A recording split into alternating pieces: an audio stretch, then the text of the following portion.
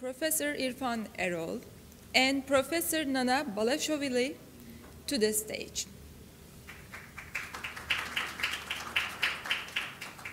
Good afternoon, ladies and gentlemen. We are opening the new session. We have 3 speakers in this session. The first one is Huyan Jin Park. I hope I can pronounce it correctly. I'm going to give the brief information about him. He is fellow the Korean Academy of Science and Technology. He graduated from the Korea Food Technology University. He has MS Food Engineering at the same university and PhD in Food Engineering at the University of Georgia, the USA. He has very good major activities. I'm going to give a couple of them. He was a researcher between 85 and 87 in Korea at the department, and then a research associate as well as assistant professor at the Department of Agricultural and Biological Engineering in Clemson University in the US, and then adjunct professor at the Department of Packaging Science, Clemson University, between 93 and 2012, and present. He is a professor, the Graduate School of Life Sciences, Biotechnology at the Korean University.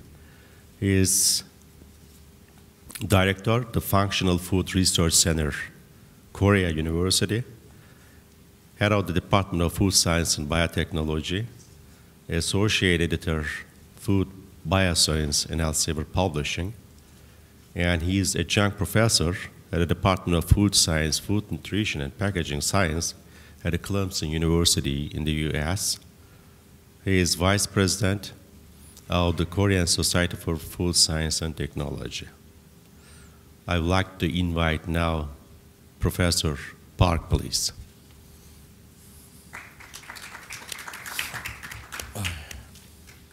Okay, thanks, Chairman, for your very kind introduction to me. It's my great honor to have a chance to speak today in AASSA Regional Workshop, Istanbul, Turkey. It's my second time trip to Istanbul, Turkey, which is the most beautiful country in the world. Today's topic is Korea unification and food security. Total Korean population is about 80 million. South Korea is 50 million, and North Korea is about 30 million. North Korea is one of the poorest countries in the world, as you know. If we have a Southern Korea unification, it's a big disaster because of serious food shortages. After the unification, we have to predict supply and demands and set an acquisition method for 70 million people's food. Therefore, we have to do at least 5 things. First, we have to analysis of food situation in South and North Korea. Second, we have to study based on nutritional anthropology. Third, we have to find a potential assessment of North Korean's food production. Fourth is prediction of Korean food supply and demands, assuming unification in 2015. Also, we have the comparison of the 2 camps' seafood production, also survey of changing consumption and study further improvement. Then I'm going to conclude 7 suggestions of food policy for Korea unification. Therefore, today I'm going to talk about food situation in Korea. Second is North Korea food production. Third is food demands in case of Southern unification. First, fishery production in Korea, and food industry of two Korea, and the last, food policy project for Korea unification. This figure shows that the food crisis of North Korea.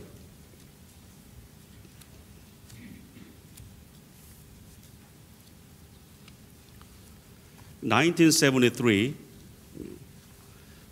by preparing war, 13% of decline of food ration provided. At the time, about 700 grams per day provided, but decreased to 608 grams per day. 1987, 10% another decline of food ration from 608 grams per day to 547 grams per day. 1991, by collapse of the Soviet Union, the deterioration of the food trade ration get worse. 1995, unusual weather like a big flood, worsening food situation. Therefore, many countries provide food aid to North Korea. Nowadays, absolute poverty, over 60% production of the appropriate grain demands. Therefore, food shortage of North Korea is expected to continue because one is insufficiency of agricultural system. Second is shortage of agricultural materials and also contradiction of economic regime. Therefore, many countries, include South Korea, provide many aid to North Korea. 1995, we provide free aid rice, 150,000 tons. After 2000, we provide a loan. 1995 to 2007, provide 2.5 million tons of rice, 0.2 million tons of corn. 2009, we provide a vaccine and hand sanitizer because of swine flu.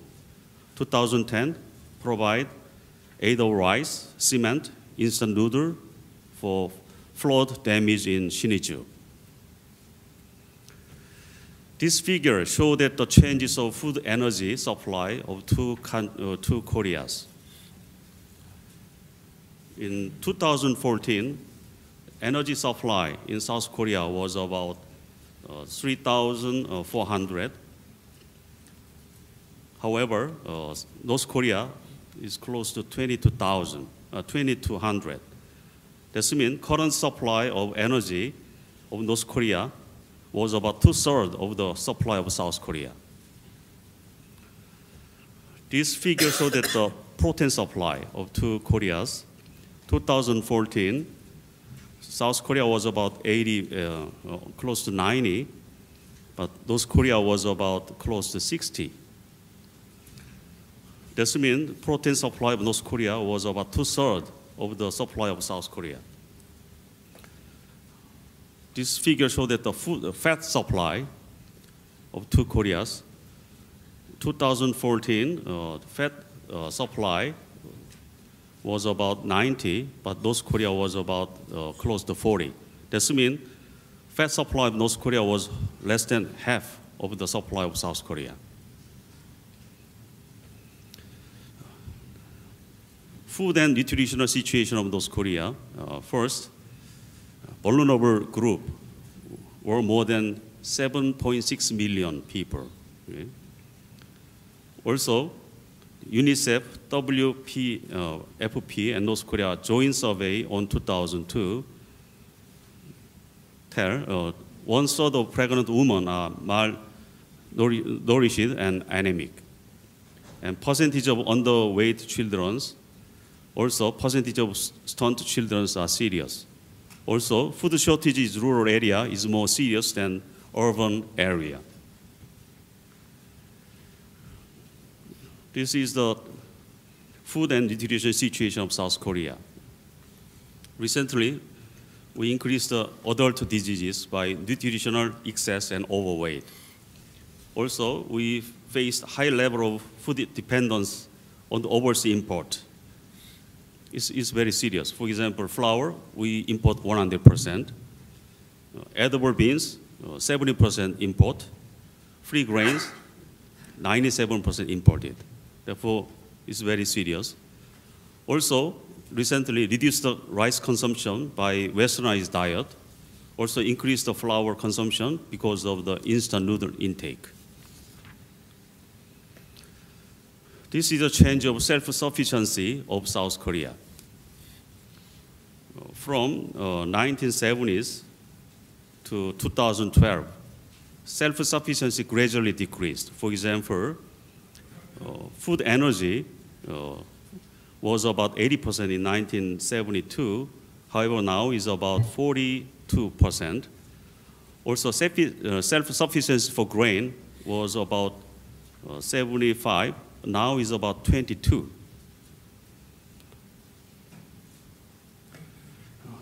Obesity in South Korea. In 1995, about 20% of people got obesity. Now, 2010, getting increased to 30%, 31%. Increased obesity population is because of the westernized diet, increased food intake, also excessive ingestion of animal food. This figure shows that the trends of colorectal cancer of South Korea from 1999 to 2011, almost twofold increased in incidence of colorectal cancer because of increasing intake of animal food. This is a trend of food supply and consumption. One person day of South Korea. Prior to 1970s, consumption was higher than the supply. But since the 1970s, supply was higher than the consumption. Okay? Therefore, there is a gap. Gap means gap between the supply and consumption increasing means we waste more food.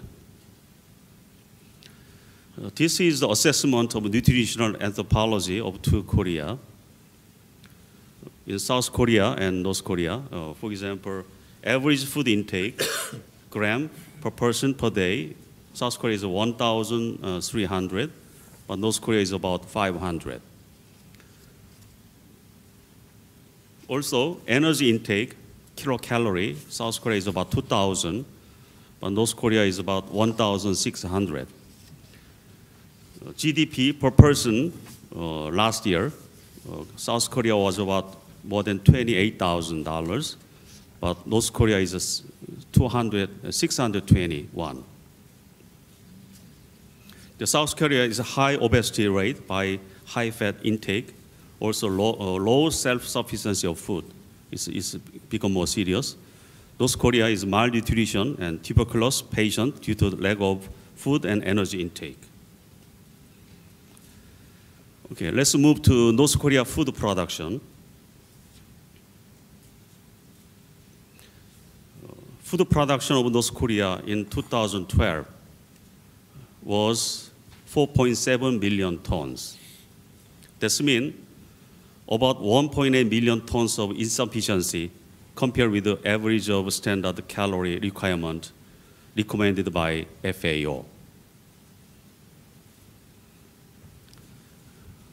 Also, cultivation of North Korea. Farming population of acreage, North Korea was farmers, 8.6 million people in 2008. That means about 37% people are working in as a farmer. Also, cultivate acreage per household is 0.9 hectare. South Korea, farmers only 3.2 million, means almost 6.6%. Also, cultivation acreage per household is about 1.5 hectare.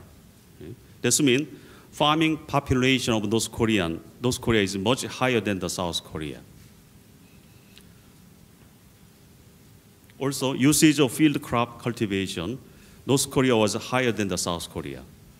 The reason why, high rate of slope land cultivation, also harsh weather condition. There are many reasons, but I organized about 6 for raw crop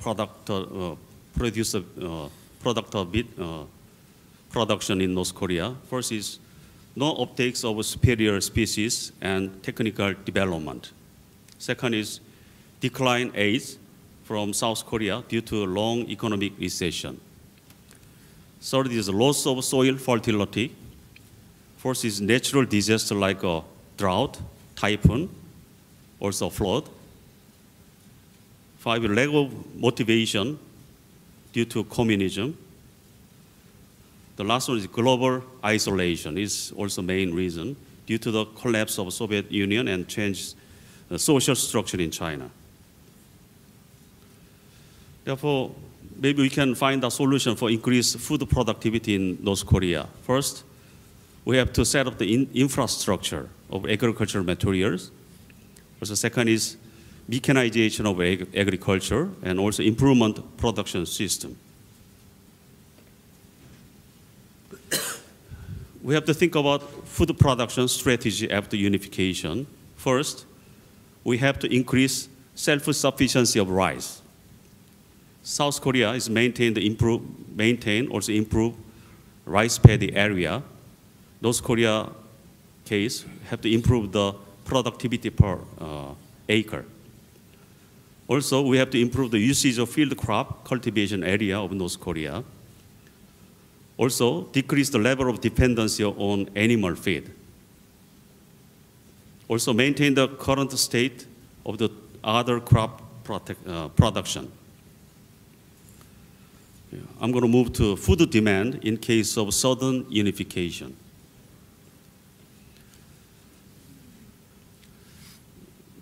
Prediction of food demand after unification. Sudden unification in 2015, we have to predict the food demand for 10 years after unification. Therefore, we suggest two kinds of plan. Plan one, maintain calorie intake for each North Korea resident right after unification. Then, increased regular calorie intakes after 10 years unification. Plan two, provide food ration and transfer to the market economy right after unification. Then, increase the food intake as the same as food intake of 1980s South Korea after 10 years unification. Therefore, we predict food demand after unification. 2015, Plan 1 and Plan 2, shortage of food after 10 years unification. 2025, Plan 1 is shortage is about 17.2 million tons of food. Plan 2 is 17 million tons of food. Implication of food demand after unification. First, we have to increase the food production from Korea. Also, improve the self-sufficiency of soybean. Also, improve the self-sufficiency of animal feed to decrease the dependence on animal feed import. Also, maintain and enhance the superior farmlands. Last, establish food policies for preparation of the unification. This one is fishery products in Korea. Present condition of fishery product supply and demands of North Korea. Long stagnation of fishery industry in 1990s also decreased the fishery resources. Also increased the exporting only for earning foreign currency. Therefore, total production decreased, but also export is increased. It's very interesting. Also, the annual consumption is decreased. 1995 to 1997, almost 17 kilogram fishery product consumed, but 2003 to 2005 decreased to 7.2 kilogram. Fishery resources of South Korea. South Korea is the number 8th rank in fishery product export in the world. Also, total fishery production was 10 million tons, but 2014, last year, was 8 million tons.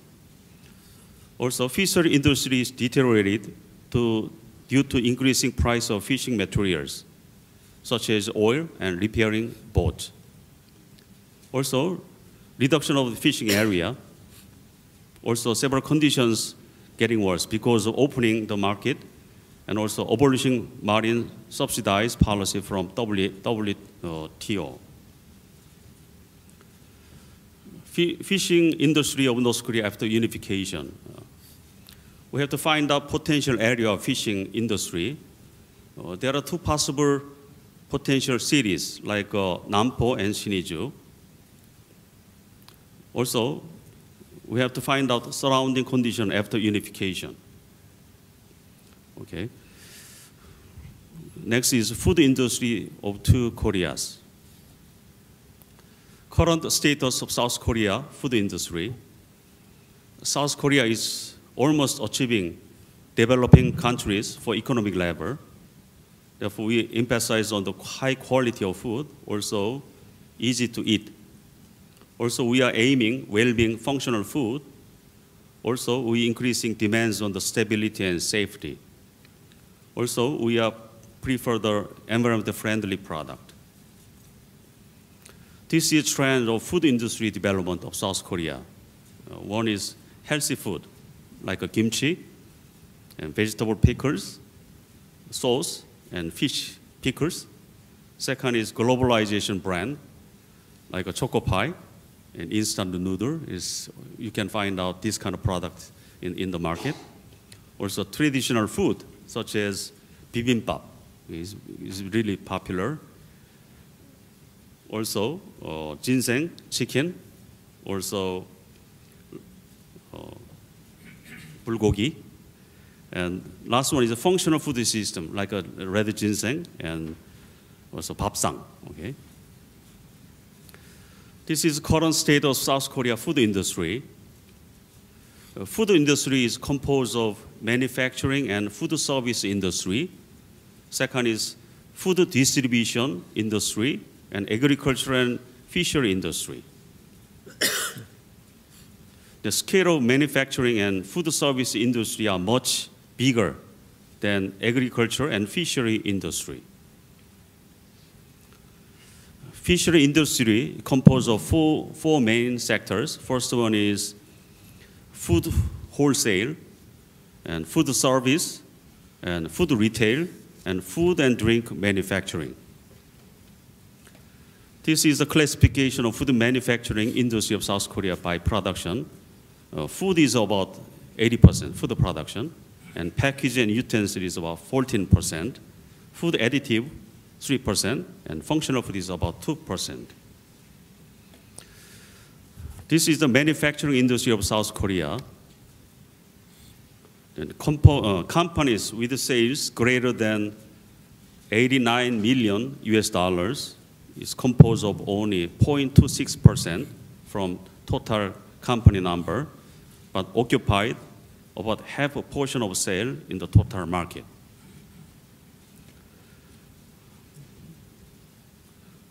We have several companies, sales over US dollars, $890 million.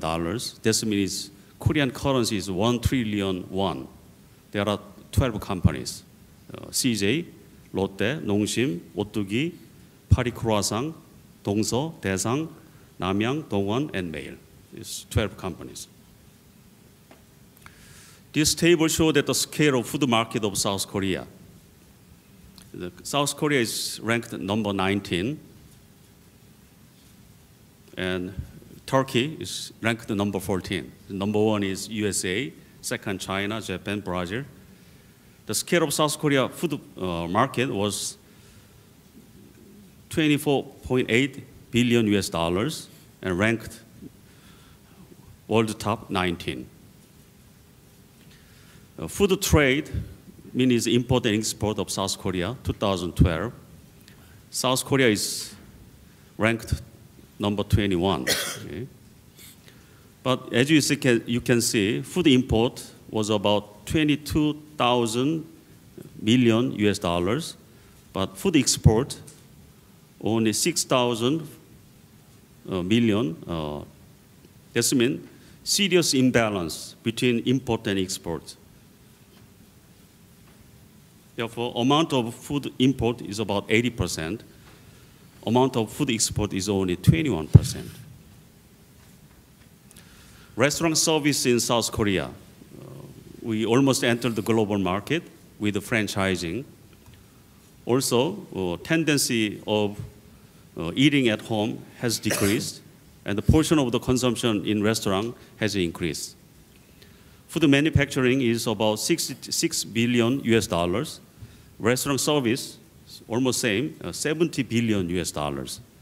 Therefore, scale of restaurant service is suppressed that of food manufacturing.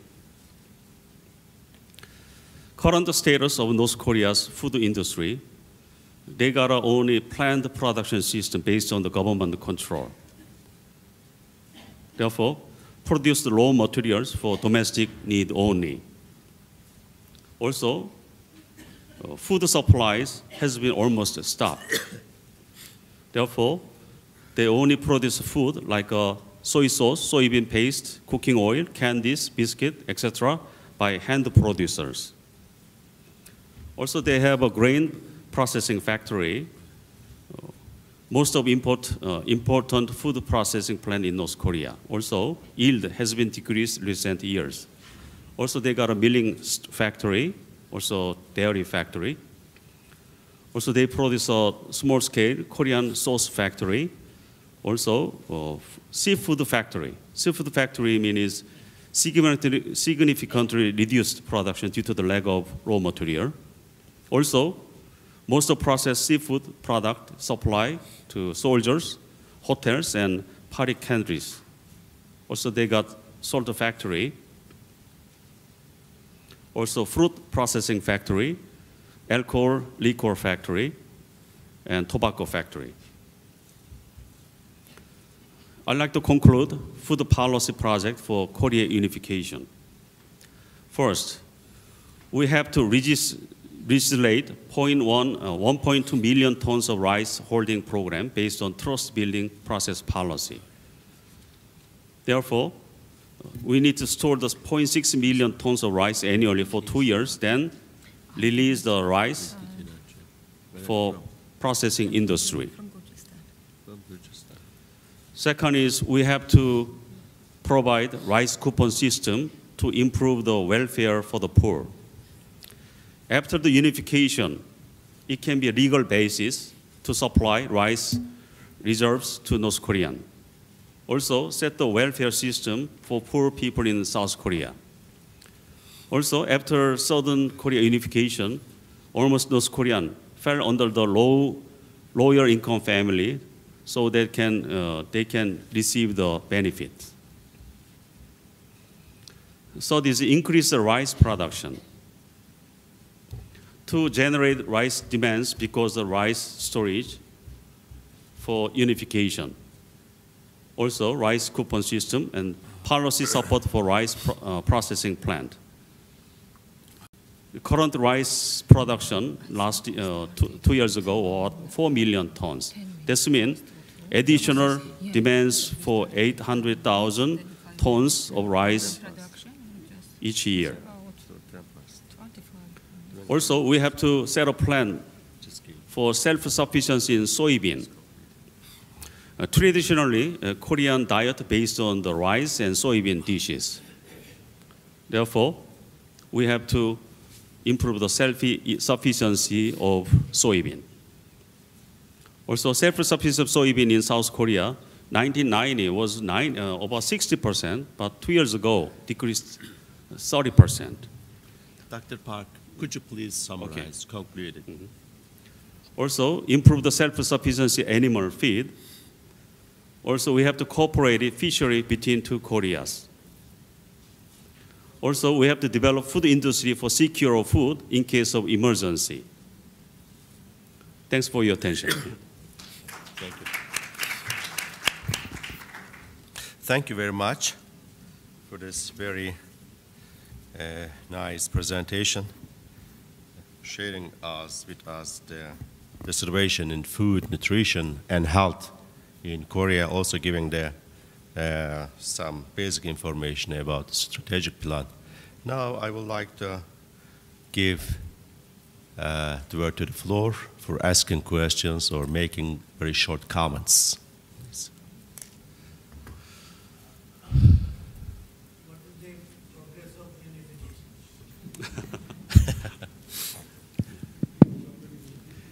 It is really difficult to give the answer. Okay. About 20 years ago, we thought unification is very close, but nowadays we cannot say that kind of way in this moment.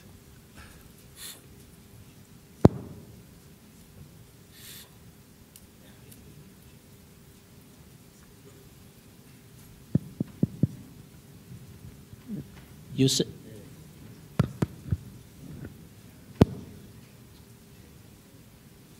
It's already on. You said that each people at South Korea, they use more than 3,000 kilocalories per day. Does it mean that if unification takes place, hopefully, the people in South Korea should get less kilocalorie per day? Okay. Let's move to the slide.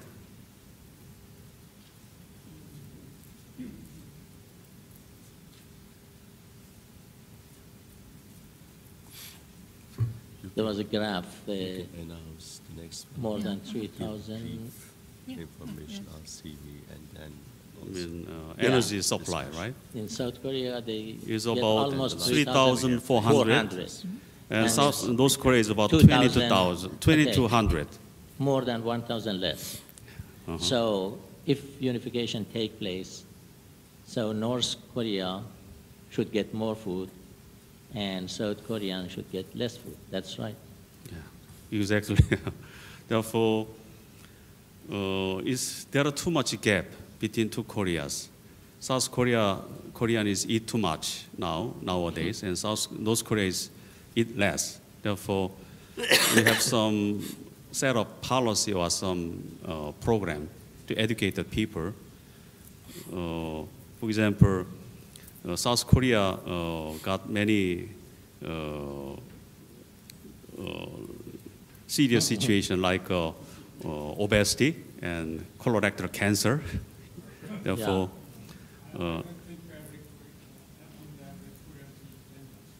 Yeah. Calculation is based on the total amount of food, Yeah. Maybe including discarded ones. maybe that's because of due to a lot of Actually, this- McDonald's shop there. this data include food waste calorie together. Is the food pattern in both countries are the same or no? They are different. Which one? Food pattern. Do they pattern. pattern Pastor of the food feeding pattern? You know, do they in North Korea they are eating the same material as in South Korea? Of course, they do not have a McDonald's shop, a lot of McDonald's shop, which is one of the reasons that they get more calories. Actually, North Korea they got a very serious food shortage. Okay, therefore, I think they do not have many choices about in their diet. Okay, it's a problem. Yeah. And my last question, by 20% self-sufficiency that you have, it means that food security in the future is not, could not be maintained. Yeah, because Korea is high populated, but we have a very narrow land. Therefore, only South Korea's food sufficiency is about 22%. That means almost 78% food should be imported from other countries. Also, Japan has the same situation, but better than us. Japan food sufficiency is about 27%. I think it's 5 or 6% higher than South Korea. But they faced also the same problem like Korea.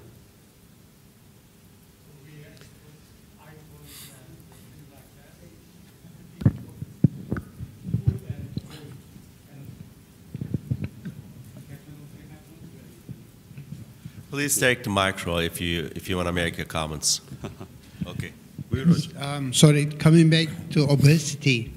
Now you are talking about sharing food with North Korea. I mean, a flow of food will be shared. Do you think this obesity will be lowered, or I mean, you are so used to eat Western diet, or it will be continuing? Because I have seen a large population of South Korean getting obese. Am I right?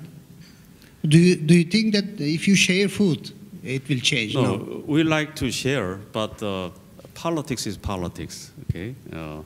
For example, we cannot freely visit North Korea. Also, North Korea cannot visit South Korea. Okay.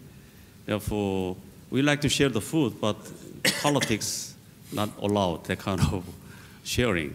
It's really sorry. You hope.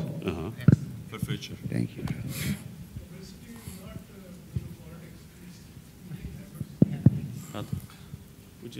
Yeah.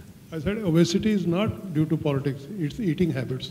Yeah, and about 20 or 30 years ago, obesity wasn't popular at all, but nowadays, obesity is getting serious. Yeah.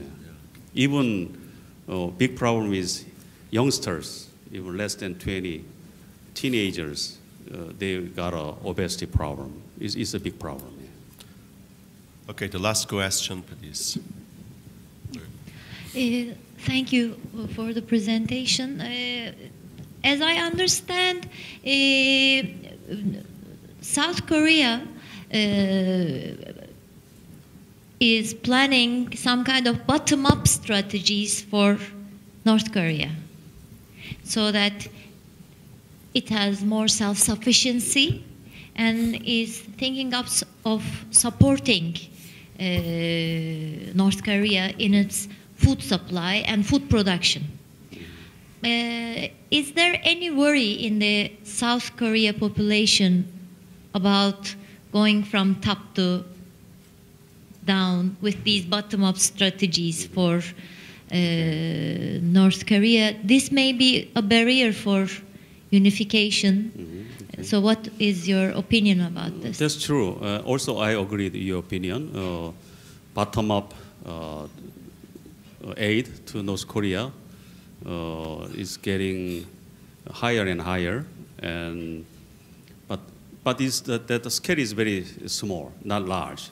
If large-scale aid to North Korea, maybe government level, they do not allow. But small scale, for example, provide some medical equipment or some medicine, it will be okay. But some fertilizers or cement, but not more than that, because politics is politics. Okay. Okay. Just a small question. Okay. While making strategies for unification and all this food problem, have you ever studied the unification of Germany? German? Yeah. Okay, we learn many strategies from... They had a similar problem? Learn from German unification, definitely. It's going to be very helpful. Okay? And also, if we have a sudden unification, it's going to be a disaster. Therefore, we need to prepare that kind of situation, because South Korean is about 50 million, but North Korean is 30 million.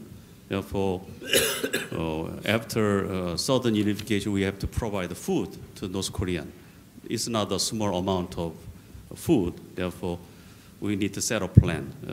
Korea also prepared that kind of strategy after sudden unification of Korea. Okay, thank you very much once again. I would like to invite Professor Amin Alizadeh. It's a very great pleasure for me to make his introduction. Please. Professor Alizadeh is a professor of Ferdowsi University of Mashhad since 1975. From 1998 to present, he is an associate member of Iran Academy of Sciences. From 2006 to up to present, he is editor-in-chief, Iranian Journal of Irrigation and Drainage. From 2012 up to present, he is a chairman of Department of Water Science and Engineering, Ferdowsi University of Mashhad. He published more than 150 papers in Farsi language, more than 35 papers in English journals, 29 books in Farsi language. He participated more than 50 projects, and not too close to micro. Yeah. He is an advisor of 25 PhD and 54 Master Science students. Please, Professor Alizadeh, the floor is yours. Thank you very much. First of all, I would like to thank Turkish Academy of Sciences and all the organizers of this workshop that I got a chance to be here and get benefit from the talks from my colleague. In a short time that I have here, I would like to give you a perspective from the situation and the status of food security and food self-dependency in Iran. Actually, I am going to change the scene from a wet country like Turkey or South Korea to a very dry region in the world. In Iran, we have experiences of a very long drought, up to 300 continuous years. So my talk is about the food security and the capacity of food production in Iran in relation to the country's limited freshwater resources, because that is the main issue that we are facing with. Talking about the status of the geography of Iran, although Iran is a very large country, almost 1,648,000 square kilometers, and by population also it is large. 80 million people live there. In Iran, different ethnic groups of people with different food pattern, different idea, different religion, are living. The topography of the country, which limits food production, is very rough. Climate in Iran is very diverse, mostly arid and semi-arid. Therefore, managing sustainable food security is a very challenging issue in Iran.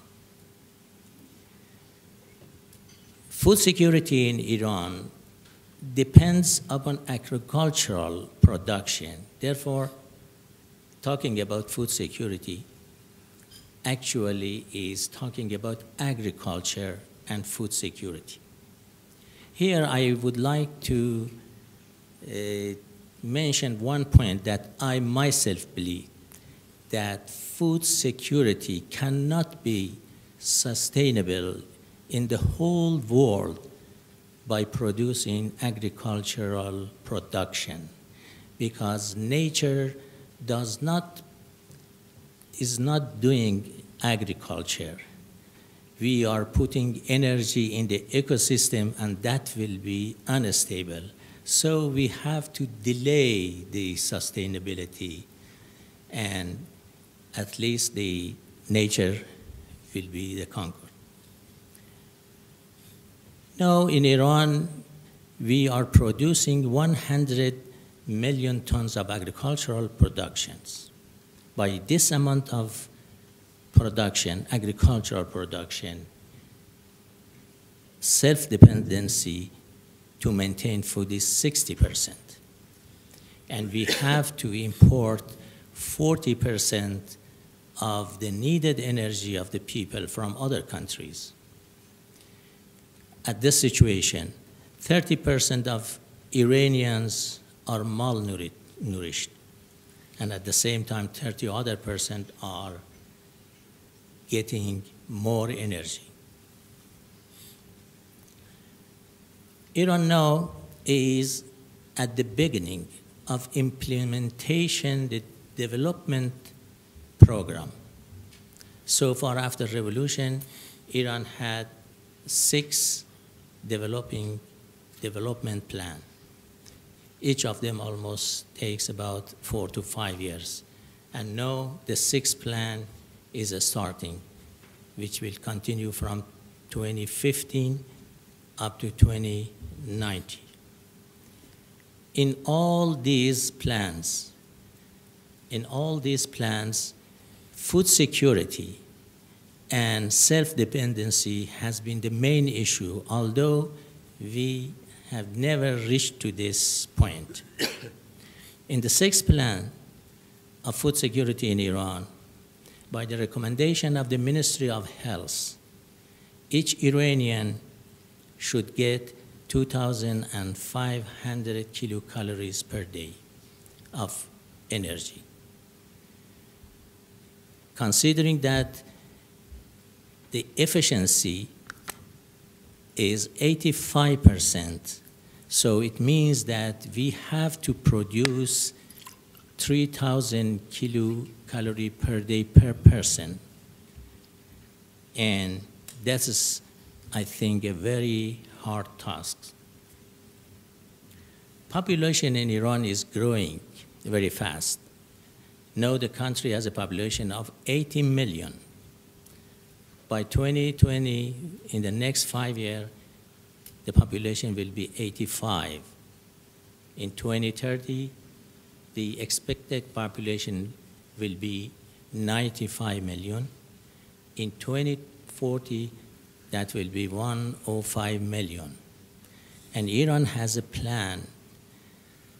The goal of the population for the country is 150 million, politically, not scientifically.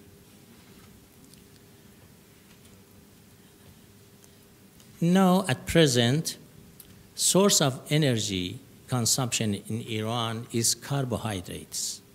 It means plant productions. 90% of all energy that the people use come from the land. And animal products maintain only 10% due to lack of production of animal materials. As you know, the simplistic might of modern agriculture, which is irrigated agriculture, is fertile soil plus access to water, access to fresh water, and external energy to use this water. And Iran has limitation in all these factors. Only little part of this big country is flat. Flat regions are arid and deserts with shallow soil and saline water, which is not suitable for growing agricultural crops. Arable lands in Iran, which can be somehow become under cultivation, is about 18 million hectares. But due to shortage of water, not all these lands can be cultivated. Irrigated agriculture in Iran is 8 million hectares. Of course, at the same time, we are also using 6 million hectares of rainfed, which produce very, very little crops, almost less than 10% of the production of the irrigated field. From the 100 million tons of raw materials in agriculture, 90 to 93% of it comes from irrigated land. and only less than 7 to 10%, which is limited to barley or wheat, comes from rainfed. So it means Iran has to irrigate all its agricultural land. Without irrigation, no crops can be produced in Iran. Looking to the fresh water in Iran, all the water in Iran comes from the rainfall over the plateau of the country. Each year, almost 12 billion cubic meters of water comes to Iran from international borders, but at the same time, more than 12 billion cubic meters of water goes to other countries from the borders. So it means that Iranians should tolerate with the rainfall over the country, which is less than 240 millimeters per year. Due to high temperature and a strong wind in the country, 170 millimeters of water immediately evaporate, and only 70 millimeters is left to recharge rivers or groundwater. It means that by 70 millimeters, we have only 105 billion cubic meters of water in our basket. So, if we talk about the per capita expected annual renewable water resources, at present, with population of 80 million, we have 1,400 cubic meters per year. In the next 5 years, that population will be 85. We come down to 1,300.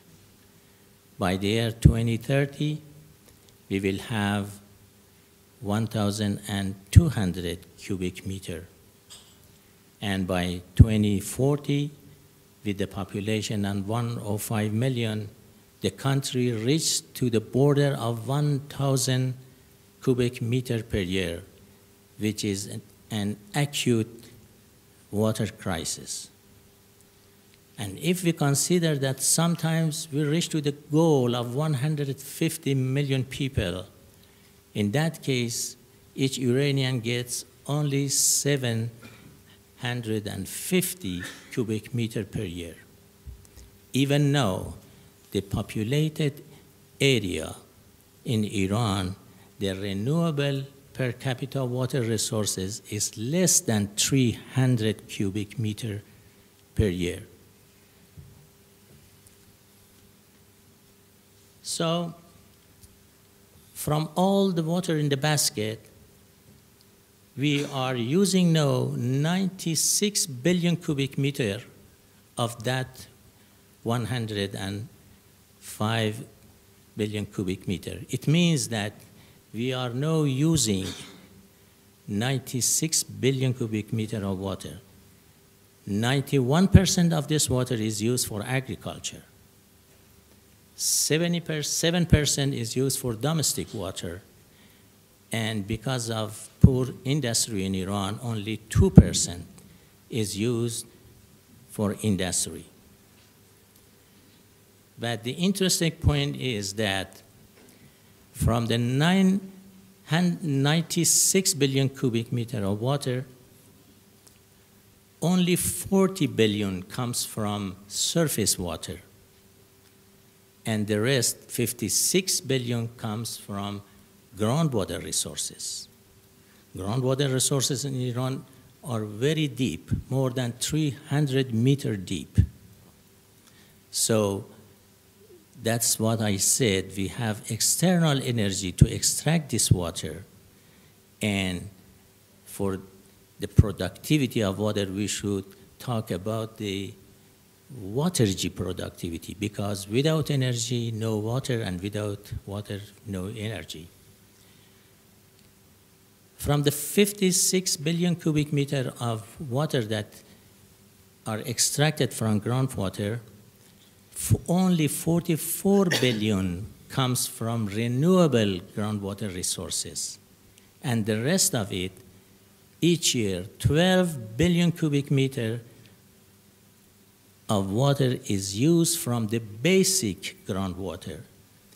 Basic groundwater are the water that has been accumulated during the million years of the history of the country. Actually, we don't know how much basic groundwater we have. I think it should be less than 4 billion cubic meter. So far, we have used, after the revolution, in the last 15 years, 120 billion cubic meter of basic groundwater, which is a very huge amount. Okay, so what will happen in the future? There are two ways. Whether Iran wants to continue business as usual. It means 60% of food production are produced in Iran and 40% are imported.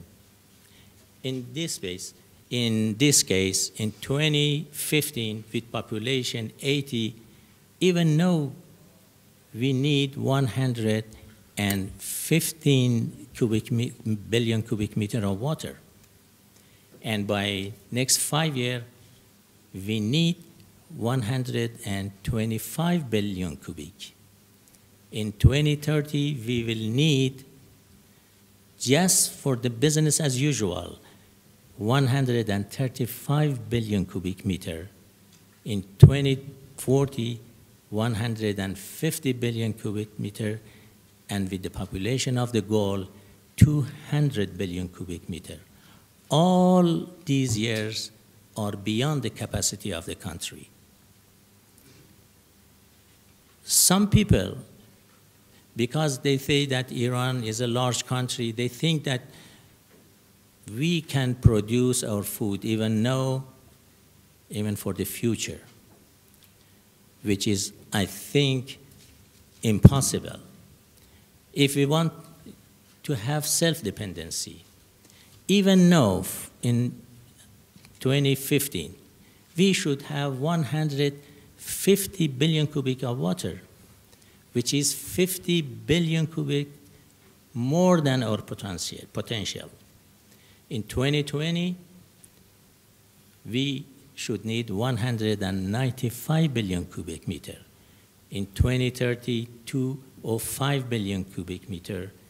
In 2040, 240, and with our goal population, 325.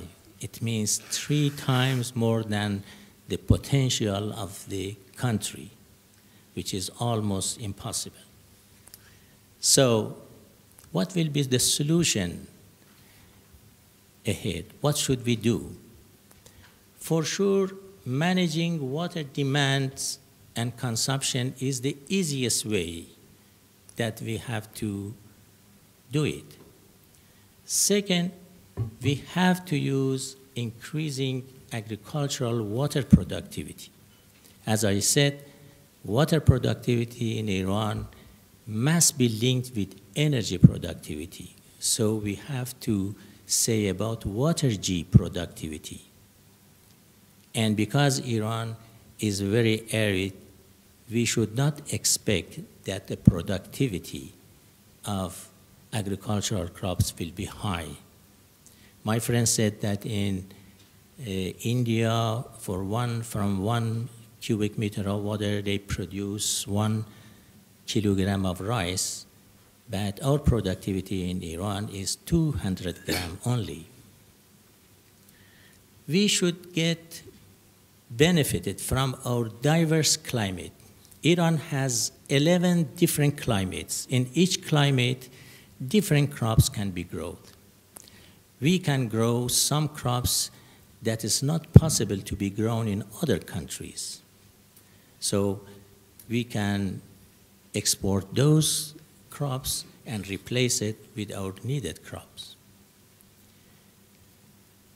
So I think Iran should hopefully not be isolated again, and we can improve our virtual water trade, so to get water, virtual water from other countries. For some crops that I calculated, only in one crops, if we wanted to produce in Iran, we had to spend 21 billion cubic meter of water, but by importing that amount of food, other countries, they use only 11 billion cubic of water. It means that even the world also saved 9 billion cubic meter, and also we can save our water too. We have to reduce carbohydrate energy consumption at least to 80%. Developed countries, my friend said that 66% of the food energy in Korea, I think, comes from the animal products, fish and other things. At least we have to reduce it to 80% of carbohydrate usage. The developed world, they use 70%, and the rest of the world, 82. At a point, you mentioned that there were long-lasting droughts in Iran during the past some years. What government of Iran has taken steps to counter that effect? Okay. I would like to give you a very short story about this long story of drought history. The first Iranian who came to settle in Iran were Akkads. Akkads are the first Iranian import. They came and they settled in the south of Iran. And also the first ecological lessons comes from this Akkadian people. There was a very old teacher. When they settled down across the rivers, he said to his student, "What will be 1 + 1? Of course, many students said 2. He said, "No, 1 + 1 may be 2, maybe 3, or maybe 1. If you put 2 goats, 2 female goats in a room, 1 + 1 will be 2. But if you put 2 male goats in one house, they may fight, and 1 + 1 may be 1. One of them will be killed. But if you put 1 female and 1 male, there may be 3, 4, 5, you know.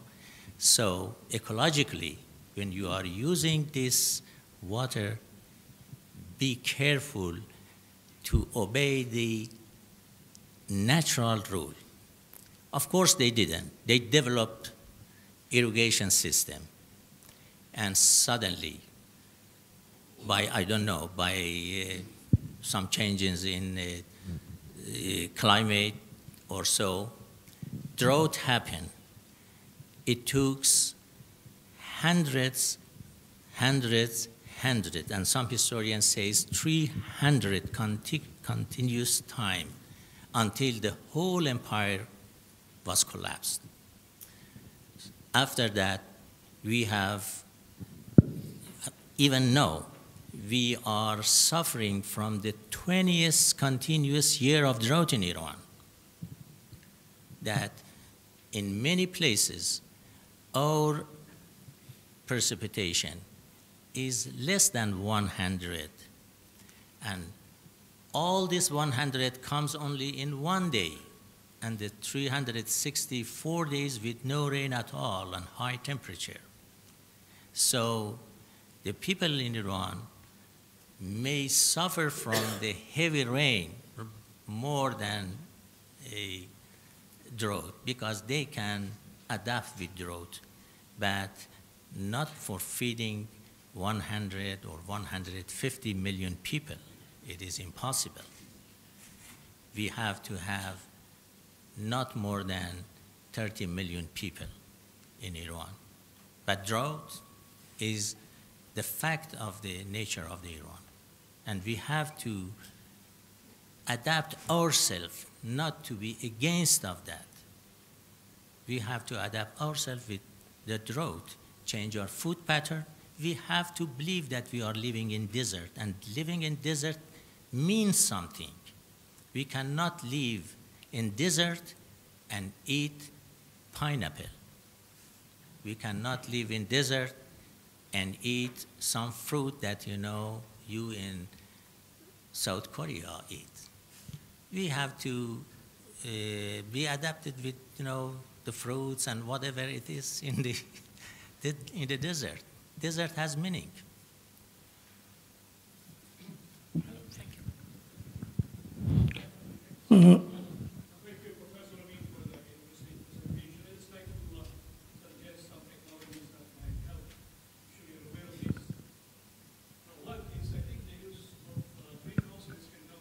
Evaporation and efficient, the greenhouse effect, again, condensation if you use plastic roofs. The second is hydroponics, okay? You can integrate use of water with vegetables and fish, recycling. And the third is reusing wastewater and transforming them into new water like what Singapore does. So all domestic water comes to a place where it is filtered, and improved for drinking water, because Singapore used to import water from Malaysia. So now they're quite self-sufficient. Besides the rainwater, they can recycle all their wastewater from domestic sources. Yeah. I wish we could export our water to the Philippines. While you have 240 millimeters per year, we have 2,000 millimeters, and we have too much water. Yeah. Maybe if we can exchange our water with your oil. Thank you. Yes. Dr. Alizadeh. Sorry. I'm here. Dr. Alizadeh. You want to answer his question? Okay. I thought you had. You want to add? No. Okay. Go ahead. Yeah. In all the solutions that you see, there are limitations. By food production in greenhouses, aquaculture, air culture, we cannot feed 100 million people. Also, as an agriculturalist, I even don't want to recycle wastewater, because even the unrecycled water is better for the agriculture than the recycled, and we are using that one too. Remember that most of our 25% of the people in Iran live in Tehran, and they produce the wastewater, but there is not a place to use this wastewater. So mass production, I think, is not, and feeding the people, these hungry people, with with this fantasy production in greenhouse, in say aquaculture or so, it is so difficult.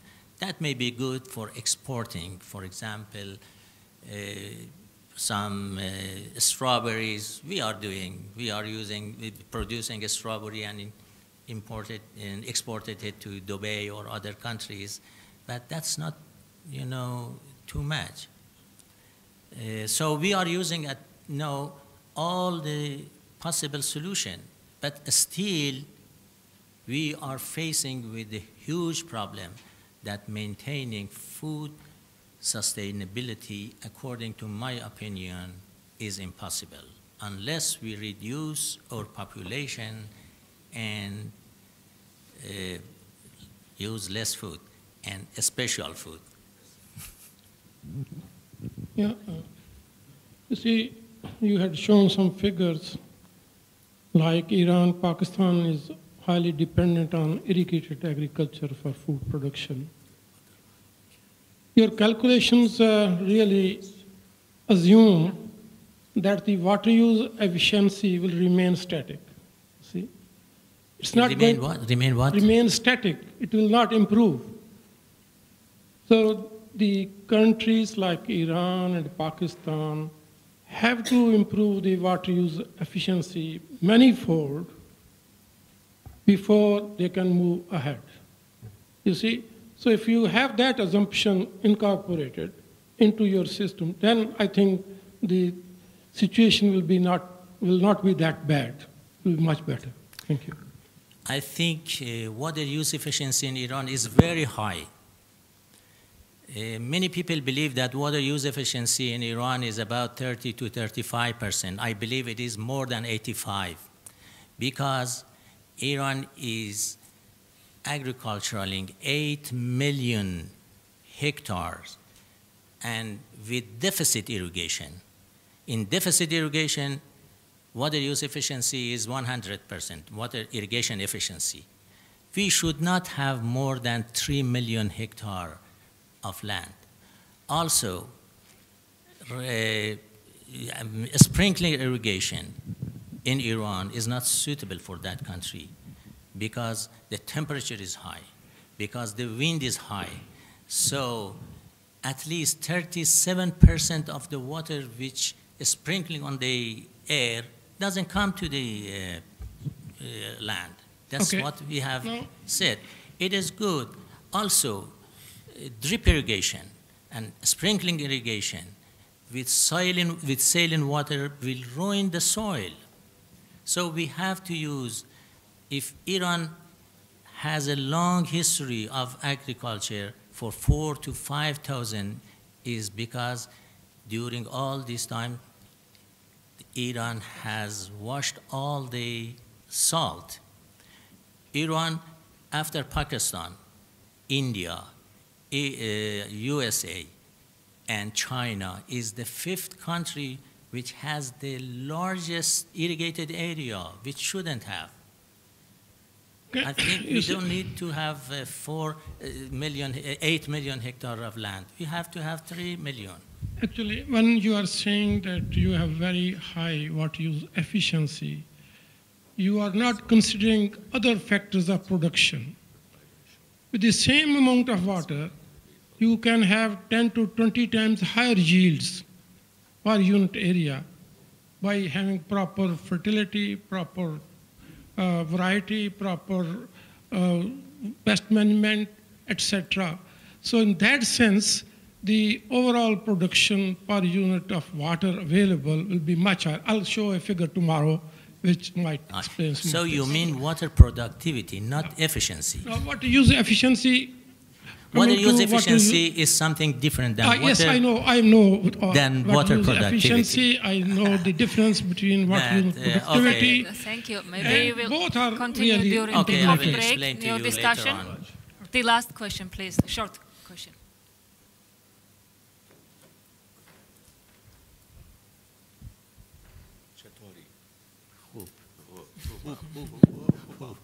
You say who?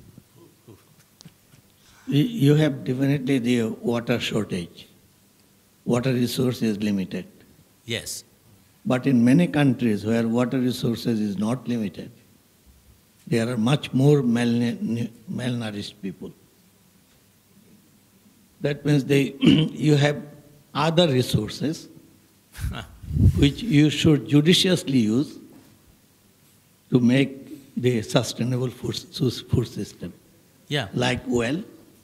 Yeah. And the other resources. But I can say that I'm from Bangladesh, and we have so much of water during monsoon, and that's become the major problems. So it's the question that, but we don't have other resources either. So sustainable food production does not mean that you should only harness the water that you have limited. You should bring the other resources to make it balanced so that it could grow well. Thank you. Yes, if I was the decision maker of the country, I banned extracting water from groundwater, and I use the money of the oil and the gas to import food and leave water inside the country for a very crucial day. Thank you, Professor Alizadeh. Thank you. So the last speaker is Esra Çapanoğlu. She's associate professor. I would like to invite her. And she finished her PhD at Istanbul Technic University, the Department of Food Engineering, and worked as a postdoc in Ağı'nın University in Germany for about 2 years. During her PhD thesis, she worked in the labs of Plant Research International, the Netherlands for 6 months, and in Leibniz Institute, once again in Germany, for about 6 months, with a scholarship from German Exchange, Academic Exchange Service. She became assistant professor in 2012 and associate professor 2 years thereafter at the same department. She's working primarily on antioxidants and phenolic compounds in foods, in particular in fruits and vegetables. Please. Thank you, Mr. Chairman. So before starting, I would like to thank to the organizing committee and to TÜBA and AASSA for inviting me to this nice workshop. Okay, thank you. So today I would like to now change the topic a bit, and now I'm going to talk about the change in the content and bioavailability of antioxidants by the effect of processing. And first I'm going to introduce or start with a short introduction, and we'll try to explain you why do we process foods and what are the purposes or what type of changes might appear as a result of processing. Then I'm going to talk about dietary antioxidants and what happens or what are their importance, what are their relevance to health. And then I will skip to the changes in the antioxidant content and bioavailability as a result of processing, and finally give you the basic conclusions. So in the morning session and also throughout the whole speeches, there are very interesting, very nice topics related with the importance of food sustainability, how it is important. And when we have a look at this Food and Agriculture Organization statistics, we observe that the world's population will reach 9.1 billion by the year 2050, which is a big population, unfortunately. It means that we need to feed these people. So in comparison to that, again, according to FAO statistics, we observe that 1/3 of all food that are being produced in the world is lost or wasted, which is a big amount, unfortunately, especially when we think of this big population that we need to feed in the future. It's a pity. So these losses might appear either in the market or in the field or in the farm, so it depends, but we are losing, or during processing, we are losing somehow these food materials. So, of course, when we have a look at from the food industry point of view, and especially when thinking of the future by means of food sustainability, we have to be careful about providing food materials or reducing these losses or waste while producing food materials. So during processing, we have to be careful about that. And the second point, besides the amount of the food, is the quality of the food, of course, which means that we need to find or we need to produce better quality, higher nutritional value food materials. So you know that last years, especially dietary antioxidants become very popular with respect to their positive health effects. There are many studies that have been proven to show the importance of dietary antioxidants. And the best sources of these dietary antioxidants are fruits and vegetables. So especially the bioactive components, the phytochemicals that are present in these fruits and vegetables are very important for health, as I'm going to explain in the further slides. So we can consume these fruits and vegetables either as fresh, or we can process them into a variety of different products. So when we have a look, why do we need to process food materials? First of all, of course, to increase the shelf life, to improve the availability. For example, you can consume fresh apricots just within a season, just within a time period, but you can consume apricot jams, marmalades, or juices for a much longer period of time. Or we may need to produce new products, especially with better quality properties or better nutritional value, and these are the basic reasons why we process food materials. But of course, by the effect of processing, we should expect some changes that may appear in the nutritional value or the antioxidants of the food material. So there are some factors which may influence this. First of all, the nature and the condition of the processes applied. So are you going to make or process it by using a pasteurization process, or are you going to blanch it or boil it? What type of processes you are going to apply? And what will be the conditions like temperature, pH, oxygen concentration? Of course, these all may affect. And secondly, the variety, the origin of the food material used is very critical. Especially, I can give you a very specific example at this point. In a study which was performed in Italy, 2 different varieties of tomatoes were used, and one of them were obtained from Italy and the other one was from Spain. And they have applied completely the same procedures, with the same parameters, with the same processes, everything was the same. But according to the results, they observed that in the Spanish tomatoes, after processing, the antioxidant content was increased. On the other hand, in the Italian one, it was decreased. So as you see, variety, the origin, or the growing conditions have a big influence on the nutritional value or even on the effect of processing. And finally, of course, the biochemical properties of that antioxidant. If it is a carotenoid, if it is a flavonoid or vitamin, and what type of factors, if it is in a glycosidic state. So these biochemical parameters may also affect.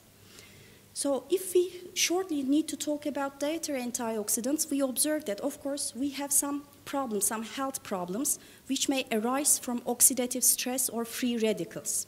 And on the other hand, we have our antioxidants, which prevent human body against these reactive oxygen species or oxidative stress. And you know that this oxidative stress or the free oxygen or nitrogen radicals result with aging and some health disorders, some important health problems actually. And we may get use of antioxidants in order to prevent ourselves from these health problems. So I would like to group or categorize dietary antioxidants. These are the most significant ones, I should say. Of course, there are many different types of phytochemicals or antioxidants that we can name, but these are the most important ones. Firstly, the carotenoids, basically lycopene, especially, you know, last year it became very popular. We have alpha-carotene, beta-carotene, which are found in high levels in tomatoes, apricots, carrots, etc. We have flavonoids or some other phenolic acids as well under the group phenolics, which may be found in variety of fruits or vegetables. And we have vitamins, basically vitamin C, A, and E. They are known to have very positive health effects and very good antioxidant potential, which are again found in very different variety of different food materials. And these all were found to have some positive health effects, especially in the preventing some chronic diseases, like some types of cancer, some cardiovascular diseases, or allergies or infection. So as you see, when we have a look at the nutritional value of a food product, antioxidants become more and more important. So, of course, we say that by the effect of processing, the nutritional status, the nutritional value of the food material may change as expected. But actually, when we have a look at the previous reports, in most cases, it was accepted that food processing might always have a detrimental effect, might always have a negative effect. But actually, it's not the case. So last year's researchers started to publish some data on, or put some data indicating that the nutritional value of that food material might be enhanced by the activity or by some food processing applications. So now I would like to give you some examples for both these negative and positive effects in the further slides. And I would like to investigate the processing effects under 2 sections as thermal treatments and non-thermal treatments. For the thermal treatments, of course, you know, blanching, pasteurization, evaporation, drying, these are all good examples for thermal treatments. And for the non-thermal ones, grinding, washing, selection, or homogenization are some examples of non-thermal treatments. So to start with the thermal treatments, of course, these are being applied in most cases in order to inactivate the enzymes or the microorganisms, or at certain points in order to concentrate the food material by decreasing the water content. And of course, it results with a change in the biochemical value of this food material. So when we have a look at these examples, Actually, for tomato, for example, heating the tomato in an oil bath for 100 Celsius resulted with an increase in the lycopene content. But when I have a look at the red cabbage, again, I'm applying a thermal treatment. I'm applying a heat treatment, actually, but it results with a loss in anthocyanins. So different antioxidants, different results. So that's why I would like to categorize the antioxidants and discuss it one by one. So to start with carotenoids, lycopene, as I have mentioned previously, is the most abundant and efficient carotenoid because it has a very good antioxidant potential. It's really very good antioxidant, especially by means of oxygen quenching capacity. And the major source is tomatoes, as you know. So besides that, you can also find in apricots, watermelon, etc. But tomatoes is the most well-known one. So let's have a look at what happens to carotenoids by the effect of processing. So we can again give some negative and positive results with respect to it.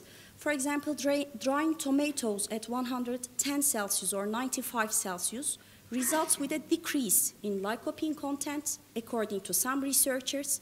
On the other hand, again, the lycopene concentration was found to increase with increasing temperature during drying, according to another researcher.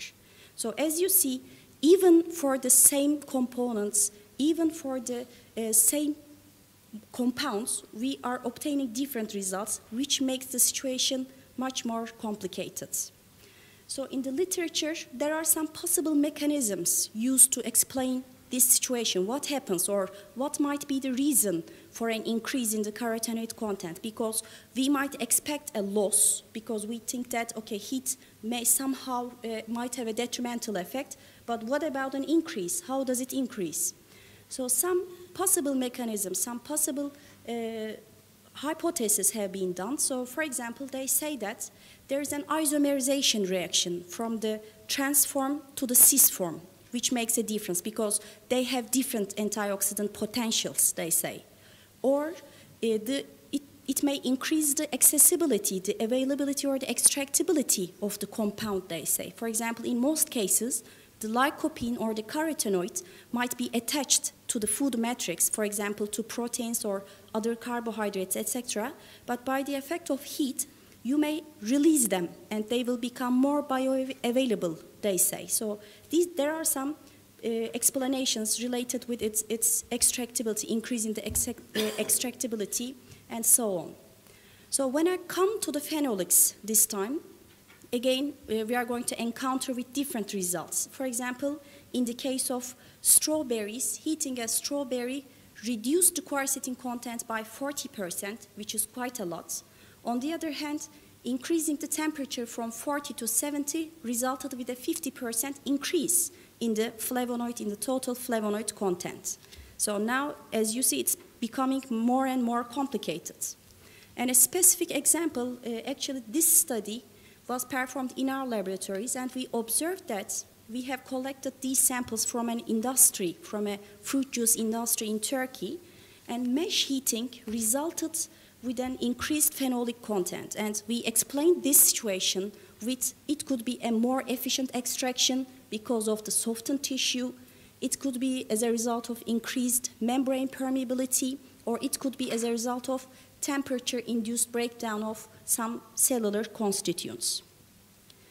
So when we come to the vitamins, in most cases I can say that we have mostly a detrimental effect on vitamins. So by the effect of processing, we mostly observe a loss. And this loss may depend on the extent and the duration of the thermal treatment, this heat application that you have applied, the type of the fruit or the vegetable that you are using, and the cooking method. Especially I would like to mention the cooking method here because you know that we have fat-soluble and water-soluble vitamins, meaning that whatever your cooking environment is, for example, if you are boiling a fresh fruit or a vegetable in water, it will probably pass through your cooking water. So at this point, the losses are explained in most cases by this way. So we can give some examples like cooking vegetables for 60 minutes resulted with an approximately 10 to 59% loss in vitamin A. Again, boiling some frozen vegetables resulted with 28 to 58% loss in vitamin C. And of course, we can increase the number of the examples. So besides thermal treatments, what about non-thermal treatments? What is going on there? So let's have a look, starting from carotenoids again. So normally, carotenoids, and also it's the same case for the phenolics, they are mostly concentrated, located in the peel parts, in the skin parts. Because actually these phenolics or these carotenoids are the molecules that are produced by the plant in order to protect themselves from the environmental parameters like sunlight. So that's why they are mostly located in the outer part, in the skin part. So at this point, if you peel a tomato, if you peel a fruit, it means that whatever located in the skin part will be removed, unfortunately. So that's why peeling or chopping or cutting in most cases was found to have a detrimental effect on the antioxidant or nutritional value of food materials. Or oxygen exposure, the second important parameter. So if they are exposed to oxygen, these fruits or these disturbed fruits or tissues, and as a result of some oxidases, the activity of some enzymes, again the carotenoids might be disturbed and we observe a loss. So for the phenolics, again similar to the thermal treatments, I will be able to give you some positive results and negative results as well. For example, in this slide you observe some negative effects. For example, as a result of chopping, you may observe 90% decrease in the rutin content of asparagus, or similarly in lettuce, apple, or onions, you may observe similar results resulting with a loss. But on the other hand, we can also give some examples which result in a positive manner. So as you see, for example, vitamins, especially for vitamin C, for example. So that's why the non-thermal treatments is said to have much more detrimental effects in comparison to the thermal treatments. So I would like to pass to the bioavailability section. So, okay, we have discussed about the contents of antioxidants. Could you please conclude? The time is already over. Okay, yeah. Okay, so I will try to be fast. So first, I would like to describe you what is bioavailability. Bioavailability is the proportion of a nutrient which is digested, which is absorbed and metabolized. And it's clear that even if you have very high levels of antioxidants in a food material, if you cannot get use of it, if you cannot absorb or metabolize it, you cannot get use of the positive health effects. So that's why they should be bioavailable. So when we have a look at some examples for in vivo bioavailability experiments, for example, the lutein concentration in spinach was found to be much higher, approximately 14% higher, if you consume it as chopped in comparison to a whole leaf. So as you see, by the effect of cutting, chopping, or homogenization, you have the potential to increase the bioavailability of some important components. So again, as some examples for tomato, if you process tomato into different products, like tomato paste, tomato juice, you will be able to get significantly higher amounts of lycopene. It's clinically proven. So these improved bioavailability has been explained by some ideas like the plant cell disruption or the weakened carotenoid protein complexes, as I have explained before. So they become much more extractable or available for our body as a result of these processes. Again, there are some in vitro bioavailability experiments that have been done on this topic because you know that in vivo experiments are difficult because of some ethical restrictions or because of the higher cost. So most researchers started to perform in vitro experiments nowadays. So we can also obtain similar results. For example, in the case of corn, as a result of cooking, you may increase the in vitro carotenoid bioavailability significantly. So I would like to come to the conclusion. So as you see, the whole situation is very complex, is very complicated, I'm afraid. So there are many parameters which may affect the situation, like the processing conditions, the type of the processes that you are going to apply, what is the pH, what is the temperature, what is the oxygen concentration. These are all important parameters. And also, one of the parameters which may affect the results or which make it difficult to compare within different results is the analytical methods that are being used. probably tomorrow Professor Apak will explain it in much more detail, but there are different researchers applying or using different analytical methods. For example, one of the researchers used ABTS method, the other one used Kuprak method, and it becomes difficult to compare these different results. And finally, as you see, it's very difficult to make a general statement. It's very difficult to summarize the effect of processing. But I can say in general, or in short, that the disruption of this food matrix by the effect of heat, by the effect of homogenization or both, in most cases have a positive effect on the bioavailability or the bioaccessibility of food antioxidants, which is good for us.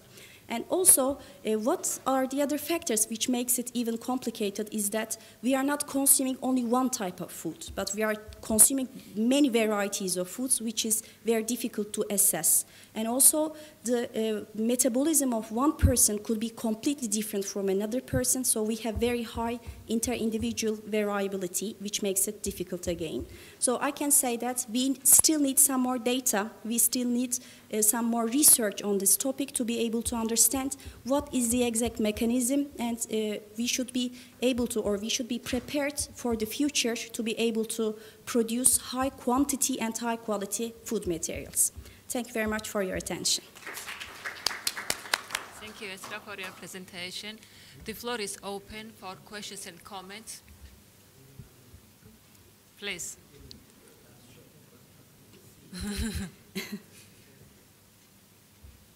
Just very short questions or comments, please. Very short, I don't know. Okay. Sure. Thank you anyway. Although the improving nutritional value is important, but for the hungry people, as I believe, to be or not to be is important. Yes. You know that even we wanted to make food for each person. With the population now in the world, each person has less than 2 square meter land to produce his food. Yeah. And even if the photosynthetic efficiency, which is 1, will be 5, I think all the people in the world will be malnourished and all the people will die. So I think of course, I mean, the quantity is more important now than quality. Definitely, but if we, of course, the quantity is maybe much more important, but if we are going to have a limited amount of food material, we have to be careful about its nutritional value. I mean, if we are going to feed a lot of people, at least we should try to prepare or have a higher nutritional value food materials as much as possible, of course. But I definitely agree with you.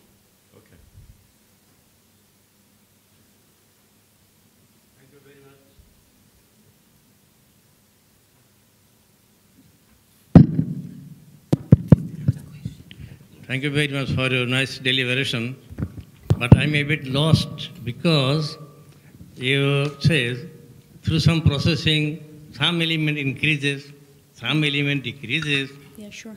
I'm lost because I don't know what to do. Whether to heat it or not to heat it, whether we pasteurize it or we mash it. So it's a very complicated science. Yeah.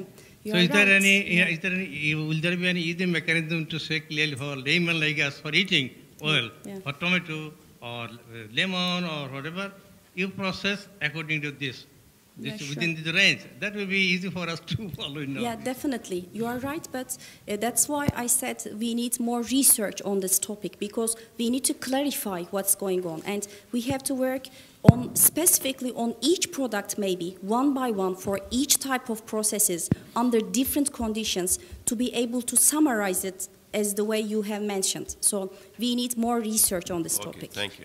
Thank you. That was the last question. You can continue discussion during coffee break. Now we have time for coffee break. This session is closed. Thank you very much. Thank you.